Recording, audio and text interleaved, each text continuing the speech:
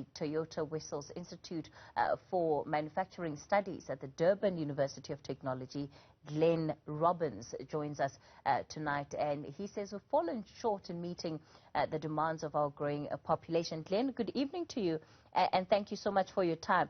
It's interesting to see what the research says about, this idea of developing cities. And I think when we look at the history of government policy, I remember, just over the past probably more the 12 years and probably the former part of that 12 years, there was a lot of emphasis on developing these economic centers that would be built around, I can think of one where Medupi is stationed in the Waterberg region, that would be identified as these new cities that would emerge.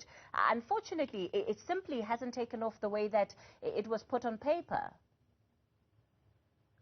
Yes, Kathy, thank you. I think that we know from looking around the world that cities play an incredibly important role in helping countries grow their economies, and also to lift people out of poverty, because they have that ability to generate new economic activity. And I think that's something that many countries have struggled with, because they often feel that urban areas are advantaged in some way, are sites of privilege. In fact, a number of our national policy documents refer to our cities as sites of privilege. And there's an attempt to try and sort of rebalance development away from the cities.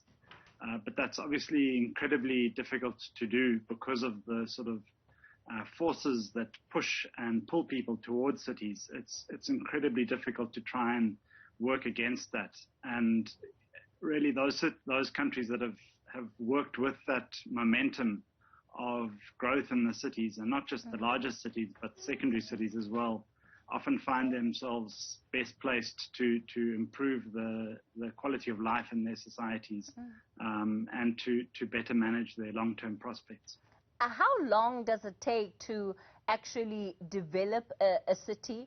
And is it, is it a plan that you think has been viable specifically for South Africa, in terms of, again, some of the regional urban centers that would be considered rural areas or semi-rural areas that government would have wanted to turn around into cities? Well, we obviously have historically a number of quite dominant urban centers that come out of our past, out of decisions around administrative location to build government and to build centers of control, but also because of natural resources and assets such as the gold mines or ports. But we do in fact have new cities getting created and being generated around the country.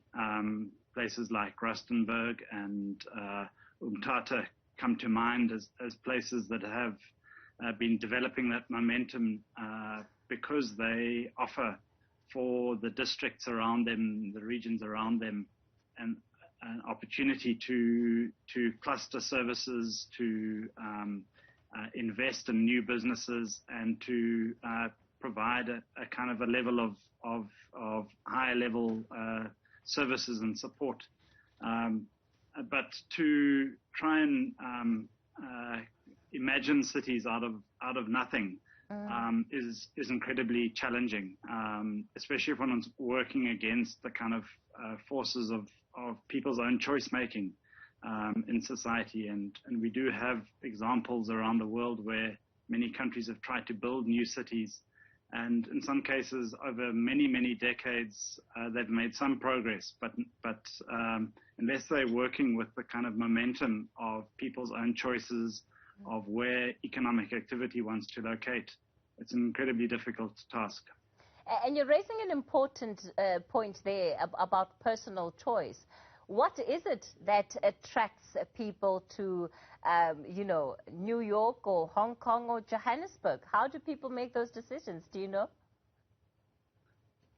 Yeah, I mean, in the sort of way that academics normally discuss it, they talk about both the sort of push and pull factors that people in rural areas might find that prospects for survival are challenged because of lack of access to agricultural land or lack of employment, and so they feel they're being pushed.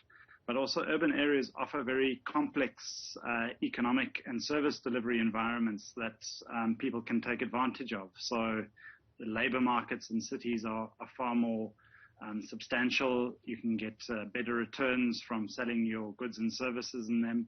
And so people feel pulled to the cities. It's not that necessarily people always love the bright lights and feel a strong attraction to the cities just because they are attractive in and of themselves. It's often quite instrumental reasons that people are moving to the cities.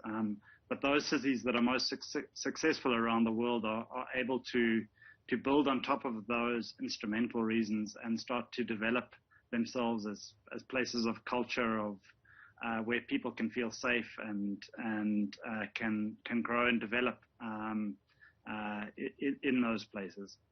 Urban researcher from the Durban University of Technology, Glen Gibbons. Thank you so much for your time tonight, Glen.